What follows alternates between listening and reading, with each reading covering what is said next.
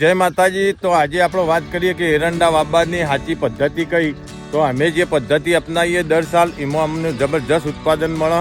તો આજે તમને લાઈવ ડેમો બતાવું કે એરંડાનું વાવેતર કઈ રીતે કરવું અને એનાથી ઓછી મજૂરી અને આપણને ઝડપથી આપણું કામકાજ થઈ જાય। તો લેડો એ પદ્ધતિ તમને બતાવું। જો અત્યારે હાલ લાઈવ ચાલુ જ છે અમારા ખેતરે। તો જો આ રીતે ટ્રેક્ટરથી પાળી કરવાની। જો આ રીતે ટ્રેક્ટર પાળી કરો અને પાળીના બાજુમાં આ રીતે દળેરવાના એરંડા। જો આ રીતે પાળીના બાજુમાં એરંડા દળેરવાનો। આ સાઈડ જે સાઈડ પાળી કરવાની બાકી પછી જો સામેથી ટ્રેક્ટર આવશે આ એરંડા જે ભાઈને દળેરા ને એના ઉપર સીધી પાળી થઈ જશે। આમ જો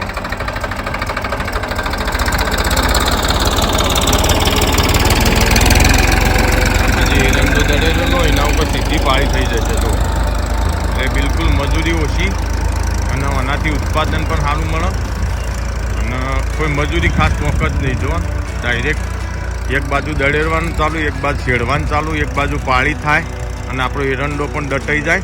જો તો તમે પણ તમારે પણ એરંડા વાવવાના હોય તો આ પદ્ધતિ ચોક્કસથી અપનાવજો।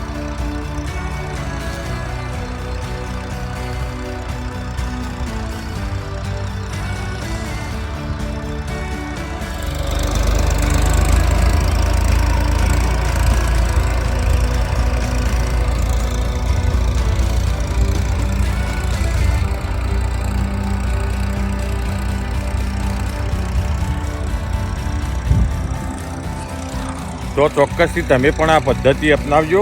તો આજે મને લાગ્યું કે બ્લોગમાં હતા હાલ સિઝન ચાલે તો આપણો દરેકને મજરા આવે તો ઝડપથી વાવેતર પણ થઈ જાય, ટાઈમ પણ ઓછો બચે અને બિયારણ પણ ઓછું જાય। આ રીતે તમે વાવશો તો વીઘાની અંદર લગભગ 400 ગ્રામ બિયારણ તમારે જશે અને આપણો દળેરવામાં 1 કિલો બિયારણ જાય વીઘાની અંદર અને આની અંદર ફક્ત વીઘાની અંદર 400 થી 500 ગ્રામ જ બિયારણ જશે અને એરંડાનું ઉત્પાદન પણ બહુ સારું મળે।